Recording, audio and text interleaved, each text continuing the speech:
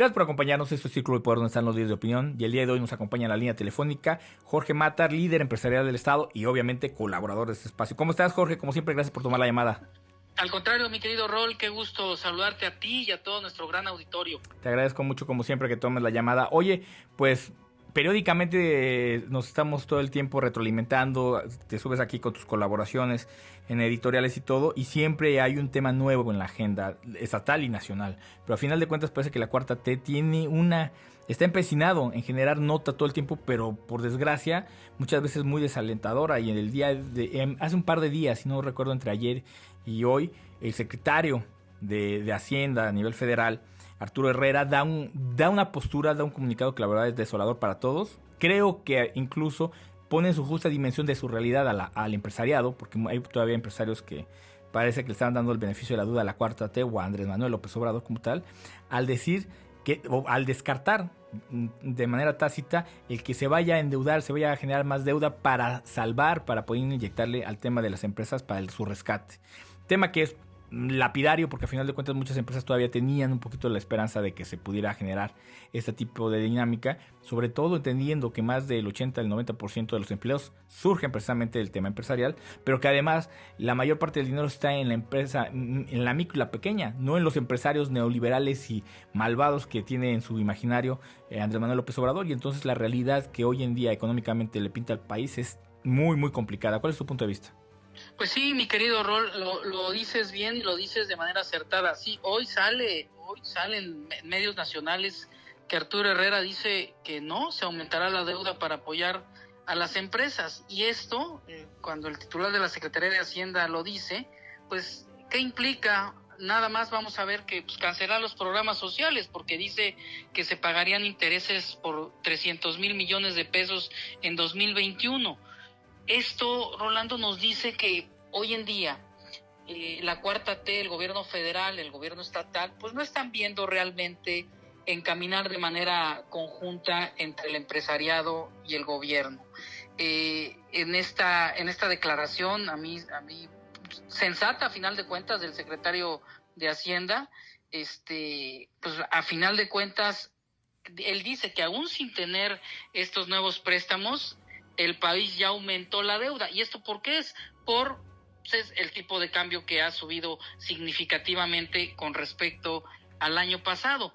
Pero pues a final de cuentas, Rolando, nosotros como iniciativa privada, yo como empresario, pues lo que quiero es de alguna forma ver qué tipo de ayudas pueden ser, a lo mejor prórrogas para pagar el ISR o diferir el pago de la luz en 3 o en 6 o hasta en 9 meses.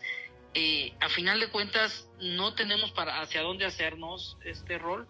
Ayer fue el pago del Seguro Social, el Infonavit, y yo te puedo asegurar que muchos empresarios, sobre todo pequeños y medianos empresarios, dejaron de cumplir con esta obligación. Sí, además, por ejemplo, hablamos fuera del aire, también en el tema de la normatividad se tuvo que pagar la declaración anual.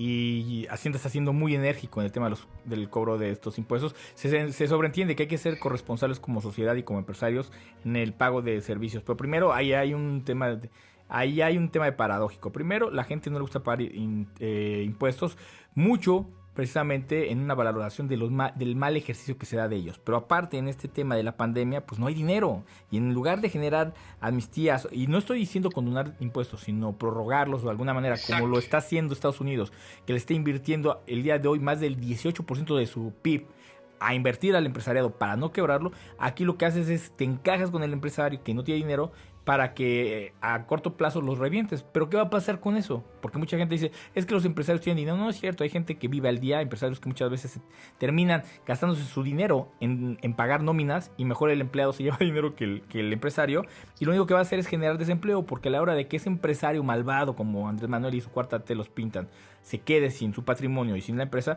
va a generar 10 desempleos. Entonces la verdad es un tema muy complicado de compaginar, porque no hay una miscelánea fiscal, no hay incentivos, no hay una inyección a la inversión. Pero si los proyectos faraónicos del Trenecito Maya, las refinerías por más que se ha cansado todos los analistas de decir, y gente que sabe, no gente neófita como yo me declaro neófito del tema, nada más me retroalimento, a final de cuentas le dicen, no es factible, no es viable, o por lo menos postérguelo.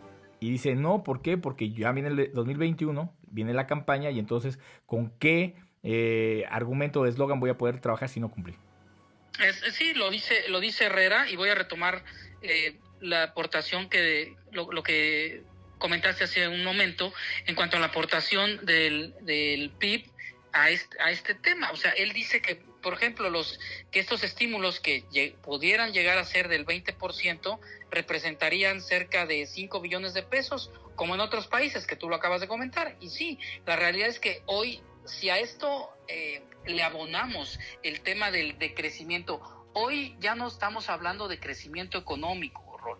Hoy estamos hablando ya de decrecimiento que no le hemos visto el piso o hasta dónde llegará, porque el consenso de muchos analistas, ¿sí?, ya se anticipa una contracción del PIB prácticamente de 2 dígitos, que eso es mortal para la economía y para las empresas. Y ya el discurso de que todo es consecuencia de la corrupción ya pasó a segundo plano, porque al final de cuentas ya va para 2 años de gobierno, y la verdad es lo que se ha visto es la ineficiencia, no voy a decir ineptitud, pero la ineficiencia de las políticas públicas de Andrés Manuel en el tema de economía, al grado de que su secretario de Hacienda en su momento renunció, diciendo que no era un proyecto factible, y el día de hoy, yéndonos simplemente a antecedentes, no otra situación, yéndonos a antecedentes, nos damos cuenta que efectivamente la 4T no ha sabido gobernar, por lo menos en el tema económico. Sí, y la incertidumbre por el impacto del COVID-19 en la actividad productiva. O sea, hoy prevalece el pesimismo en todas partes, ¿no? Los analistas económicos lo dicen, ¿no? La debilidad del Estado de Derecho obviamente pues va a afectar significativamente, también desde mi punto de vista, la inversión y el desempleo, obviamente, esto en función al consumo. O sea, ¿qué significa? Que al caer la economía, si llegamos a los 2 dígitos, se prevé el del 9.6, pero bueno, 9.6 casi sube a 10, ¿no? Sí, menos 9.6 además. Pero menos. Pero esto estás hablando que es la mayor caída, la mayor baja en el Producto Interno Bruto del país desde la Gran Depresión en 1932, ¿no? Cuando se habla de alrededor de 14 puntos, ¿no? 14%. Entonces, hoy tenemos que caminar, yo sigo insistiendo, tenemos que generar un plan de manera independiente, vamos a llamarle así, de la parte federal con la parte estatal. Pero hoy lo que vemos es que el Estado está siguiendo la directriz del gobierno federal, y ante eso, pues obviamente no tenemos la mejor expectativa. Oye, también hay un tema que suena muy mezquino, pero empieza a tomar forma y parece que empezamos a entender lo que Andrés Manuel López Obrador luego dice, porque mucha gente dice que es tonto, que no sabe, no, al contrario, es muy vivo, es un tipo muy inteligente, capaz de manejar agendas, y muchas cosas de las que dice llevan jiribillas. Cuando él decía que la pandemia la había caído como anillo al dedo a la 4T, pues creo que tiene razón, efectivamente. Tienen al villano favorito ahorita, al que le pueden echar la culpa de un fracaso en las políticas públicas, en el tema de economía, evidentemente, y en el de salud. ¿Por qué? Porque a final de cuentas, el primer año, hay que decirlo como tal, ya no hubo crecimiento en el país. Se había registrado el 0.0%, situación que llevaba más de 38 años que no le pasaba en el país. Andrés Manuel en menos de un año, desplomó la economía. Llega el COVID y entonces hay que echarle la culpa al COVID de que todo lo malo está sucediendo. Entonces, evidentemente, pues el presidente entiende perfectamente que el COVID viene a ser el villano favorito y al que le va a echar la culpa de todo, y entonces por eso aparentemente parece que por eso le dice, nos cayó como el anillo al dedo, porque hay a quien echarle la culpa de una crisis que no han tenido capacidad en el gobierno federal de afrontar. Así es, y pareciera ser, como bien lo comentas, que el COVID-19, la pandemia, es la responsable de todo lo que nos pasa. A final de cuentas vemos cuál ha sido la respuesta por parte del gobierno federal en cuanto a las medidas que se tienen que tomar. Se le dejó en un principio la responsabilidad a los estados de manejar su semáforo, pero todo esto ha sido muy complicado porque a final de cuentas, pues la directriz, insisto, que ha seguido el gobierno del estado de Morelos ha sido la del gobierno federal, y no se va a mover nuestro estado de Morelos a lo que dice la federación. Entonces, ¿cómo nos afecta? Pues nos afecta, ya veníamos con una desaceleración que para mí es recesión, y lo apuntaste bien, Rol. Aquí la culpa no es del COVID-19, la culpa son, a final de cuentas, de las medidas que no ha podido tomar el gobierno federal y las estrategias tangibles que puedan ser realmente motivadoras de una economía en la cual, si ya veníamos mal, debiste de haber analizado cuál iba a ser la estrategia a seguir. No lo hiciste, viene la pandemia y pues todo se va a la situación que tenemos actualmente, que estamos en una situación lamentable muchas empresas. Oye, Jorge, el tiempo es poco corto, pero precisamente quiero dejar de preguntar. El día de ayer, las autoridades de salud, el secretario de Salud, Marco Antonio Cantú, dijo que hay muchas posibilidades de que se retome o se regrese al semáforo rojo en Morelos, porque la colindancia con varios municipios, estados, ha pasado otra vez a semáforo rojo. Hoy estamos en un semáforo naranja, que ficticio, porque entendemos que es rojo. La verdad es que se terminó por empezar a reactivar las actividades por una presión social y económica, hay que decirlo como tal. Pero el día de ayer las autoridades dicen que hay mucha posibilidad de que Morelos vuelva a regresar a un semáforo rojo, y obviamente, pues quién sabe cuándo se levantaría. Esto puede ser devastador para el estado. ¿Cuál es tu impresión y cuál es tu lectura? Sería catastrófico, Rol, el que regresáramos a un semáforo rojo. ¿Por qué? Porque las actividades que se han venido pues motivando, sí, reabriendo muchos de los restaurantes, muchos de los negocios, hoy cerrarlos, no. O sea, yo nada más te pongo un ejemplo. La inversión que muchos empresarios restauranteros, de hoteles, de algún otro tipo de negocio están haciendo o hicieron para adecuarse a los protocolos, hoy imagínate cerrarlo, o sea, regresarse y tener parado esa inversión que ya hiciste para poder generar un servicio y para que te pueda generar ingresos. No, sería yo creo que sí devastador. De por sí se habla que 5 de cada 10 pequeños negocios no van a volver a abrir, Rolando. Esa es una realidad. Si a eso le sumas volver a un semáforo rojo en el cual están medio caminando hoy algunos negocios, algunas empresas, hoy volverles a decir espérate, regrésate otra vez y cierra, yo creo que sería devastador.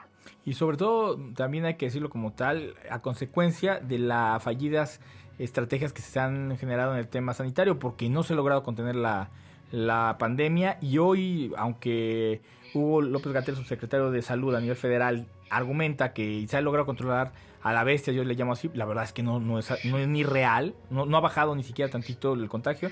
Y entonces vamos a tener que vivir con una nueva realidad, que la nueva realidad va a ser el tema de la prevención ciudadana sobre el contagio y la famosa inmunidad colectiva. Terminaremos, yo creo que la mayoría contagiados, esperemos que seamos asintomáticos, porque hoy las autoridades no tuvieron no hablo de que tengan, ya no tuvieron la capacidad de controlar y afrontar esta situación, y hoy la situación, la pandemia en el tema de salud, pero también en el tema financiero, económico del país, ya parece que va a llevarnos años, pero de verdad muchos años, para poder revertir el daño tan profundo que se le va a generar al país.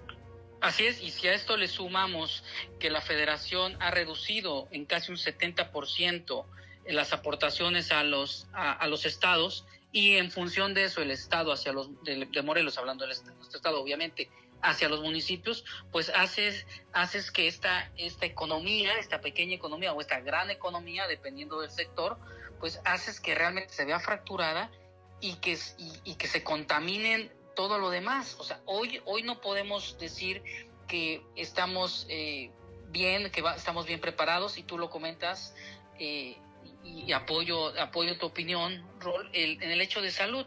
Hoy yo creo que deberíamos de estar pensando o deberíamos de estar viendo un programa de cómo estar preparados para cuando nos enfermemos, cuando nos dé COVID a la gran mayoría de la población, porque aparentemente es como una gripa, o sea, el nivel de contagio es altísimo. El estado de Morelos estamos en 22% de letalidad, somos número 1 a nivel nacional. Entonces, hoy yo creo que el mensaje debería de ser ¿Cómo estar preparados? Hay que comer lo mejor posible, hay que hacer un poco de ejercicio, o sea, esas medidas preventivas que yo creo que hoy ya se deberían de estar manejando, más allá del tema. Sí es importante los que no tengan que salir, que no salgan, que salgas protegido, pero pues a final de cuentas, Rol, eso ya depende de la educación y de los principios de cada uno de nosotros, ¿no? De qué tanto queremos cuidar a nuestra familia, qué tanto somos responsables. Yo pienso que debe ser por ahí. Jorge Matar Vargas, empresario del Estado, te agradezco mucho que hayas tomado la llamada como siempre. La verdad, este tema dará mucho que hablar. Por desgracia, este anuncio es la punta del iceberg para el impacto económico que se dará en todo el ámbito, en todos los ámbitos y en todas las bolsas, hay que decirlo. No importa si eres o no empresario, nos vamos a ver perjudicados. Y por desgracia, con lo que cierro es que nos faltan todavía 4 años y medio de 4T. Y la verdad, hasta el día de hoy, entre ocurrencias y necedades, la verdad es que el panorama es muy complicado. Hay que estar preparados, mi querido Rol, no hay de otra. Pues sí, ya no sabes qué es peor, ¿no? Si el COVID o la 4T, porque el COVID por lo menos sabemos, ahí se está tratando de encontrar una solución. Aquí el problema de la 4T es que no quieren escuchar y no se dejan retroalimentar. Jorge, como siempre te agradezco mucho la llamada. Al contrario, mi querido Rol, un gusto saludarte a ti y a todo nuestro gran auditorio. Abrazo fuerte. Eso es Círculo de Poder, continuamos.